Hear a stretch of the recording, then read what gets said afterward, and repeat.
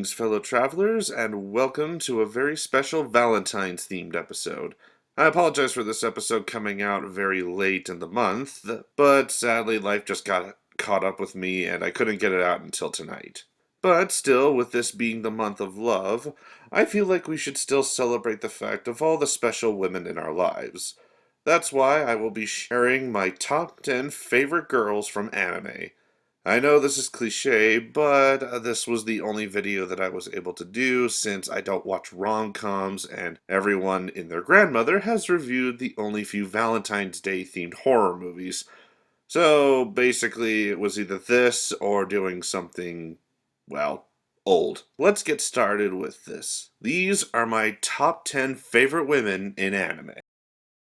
At number 10, we have General Esdeath from Akame ga Kill. One of the many villains that I prefer over the heroes simply because of how direct she is. Esdeath is the general of the Imperial Army and is also known as the Ice Queen due to her having drunk a powerful tegu called the Demon's Extract. While she might come off as a psycho, I like her because not only is her determination to be the best what makes her a strong character, but also that she does have a kind side. True, it's only for the main character, who's kind of a dumbass, but hey, we all can't be perfect now, can't we? Also, I really like her design in this series. She comes off as being very, well, how do I put this? S&M-y, I guess. But other than that, she holds a very strong attitude and will always follow the strongest person in her group. And if the series did progress the way I thought it was going to, maybe she could have been a person who fought for the side of good instead of evil. But that's just me. Either way, she's one of the cold tactical women who still melts my heart. At number 9, we have Naren A from Shuffle. A cute and charming demon, Naren A has one of the saddest backstories I've ever seen in an anime. She is the daughter of the Demon King and was later cloned. She treated the clone, named Licorice, like that of a younger sister. They both took care of a girl named Primula, who was also someone they considered as part of their family.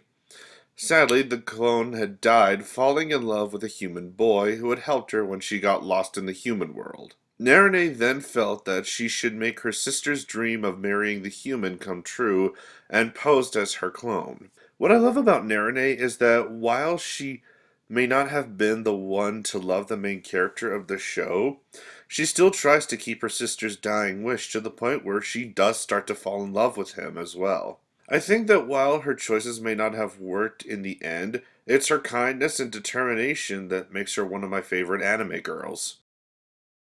At number 8, Ryuko Hakubi from the Tenchi Muyo series. Whether from the original OVA or universe, oh trust me, we'll get to you later. Ryuko is one of the fiercest and funniest women in the Tenchi series. A space pirate that crash-landed on Earth and has been close to the Misaki family, constantly trying to win Tenchi's affection over several other girls, Ryuko to me is the best girl of the Tenchi series because she shows the most emotions of the group and also she's the funniest. Seriously, watch some of the episodes of Tenchi Muyo Universe and you will laugh your ass off. She doesn't just blindly love Tenchi either. In some of the shows, she actually starts to make a slow relationship with Tenchi, even to the point where she does go on a few dates with him, which makes her the most well-rounded character of the bunch, and to me, makes her the best Tenchi character, stealing the number 8 spot. At number 7, we have Missoni Amaha from the Witchblade series. Yes, I know that this is originally an American comic book that did get turned into a series over here. However, I have only seen the anime, and I do think that this character does have a lot of positive qualities outside of her magnificently drawn body.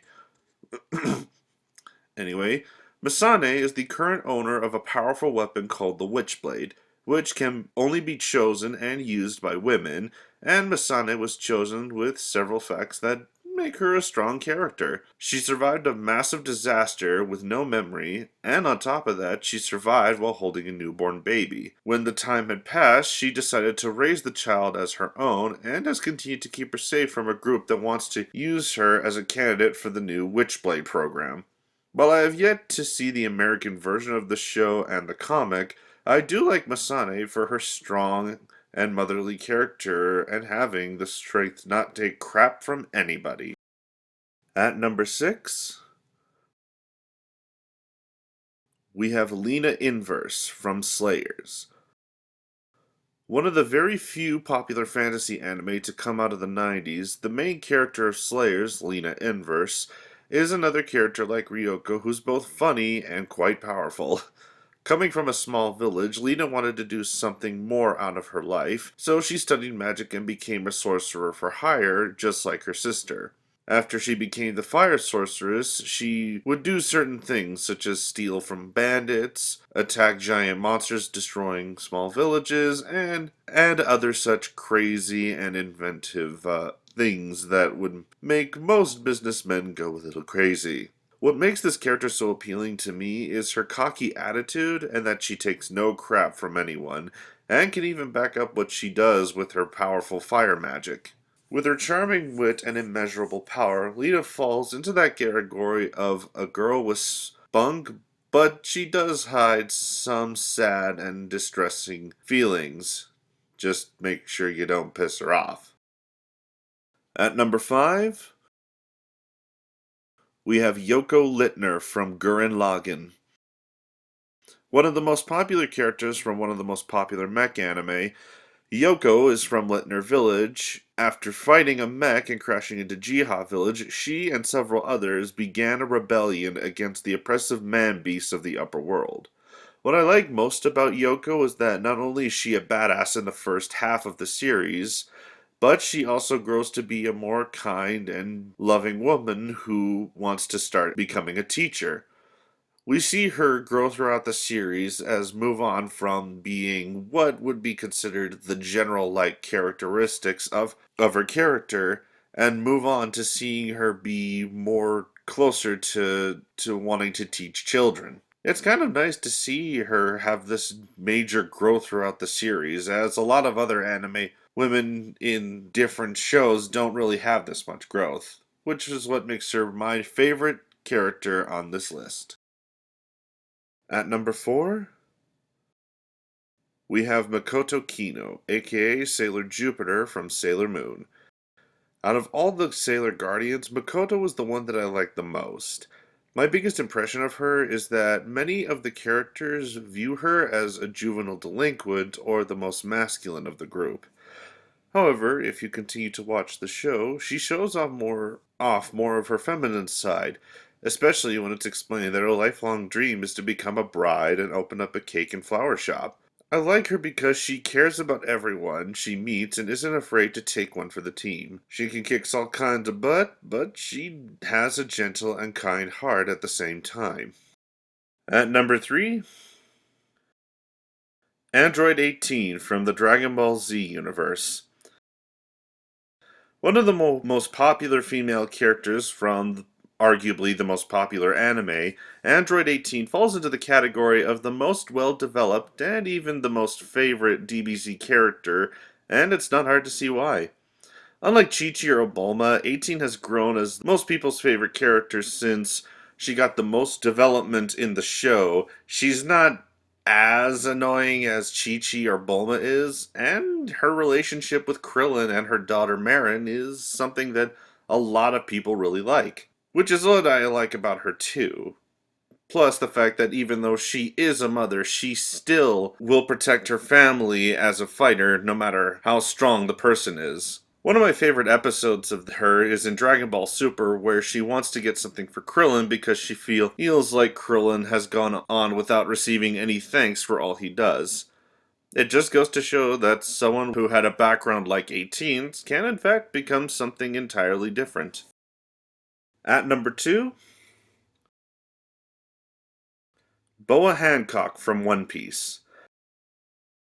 One of the 7 warlords of the sea, Boa Hancock's backstory is very sad, but it does come up with a happy ending.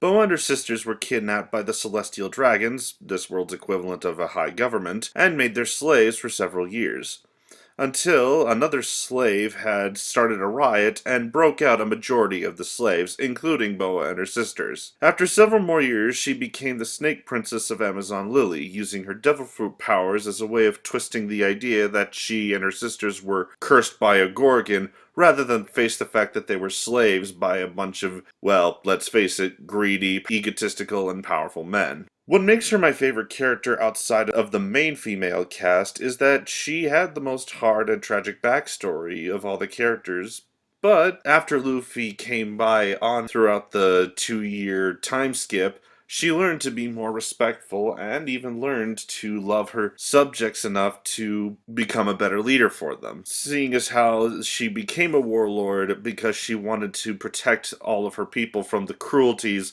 that the Celestial Dragons had caused her and her sisters. Before we get to number 1, a few runners-up.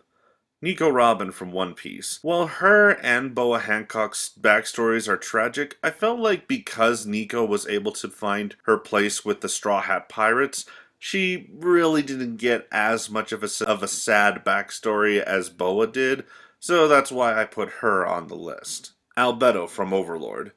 One of my favorite anime and favorite characters, she just barely missed the top 5 for me because, unfortunately, she fell into that stereotype of the girl lusting over the main character. Atsuko Kagari from Little Witch Academia. While a determined character, I found her to be too whiny for this list, plus I haven't finished the series completely to have an opinion. Saga Taiga. I really wanted to put her at the number 1 spot, as not only did she have a good character growth throughout the show, but she is still one of my all-time favorite girls in anime. But she just missed it out for what the real number 1 pick is. And finally at number 1, Hikaru Shido, Umi Ryuzaki, and Fu Hooji from Magic Knight Rayearth. I had a hard time trying to decide if I should include all 3 girls or if there's just one specific one that I should include on this list. But because of the context of this series and the fact that they are 3 of the best main characters I've seen in a show, I decided to put them on as the number 1 choice. For one thing, these girls are summoned to another world to save it from an evil sorcerer. That's okay, pretty generic. But what makes this show really good is the sacrifices these girls have to make. Not only do they have to defeat the evil sorcerer, but it turns out they also have to defeat the ruler of the world they were summoned to because she ended up falling in love. And according to the rules of the world that they were summoned to, she can only love her people and no one else. So after they find out and end up killing her, yes, she actually dies in this show. The girls make a decision in season 2 to go back to this world to try and save it from collapse. And from there, they also have to teach other rulers who are invading this country that sacrifice is too great for one person to handle on their own, which makes them my favorite girls in anime for this list. Well, that's it for this episode. Thanks for watching. Have a happy Valentine's Day, or if this comes out really late, hope you enjoyed the rest of your day, and stay safe with your significant other. Good night, everyone.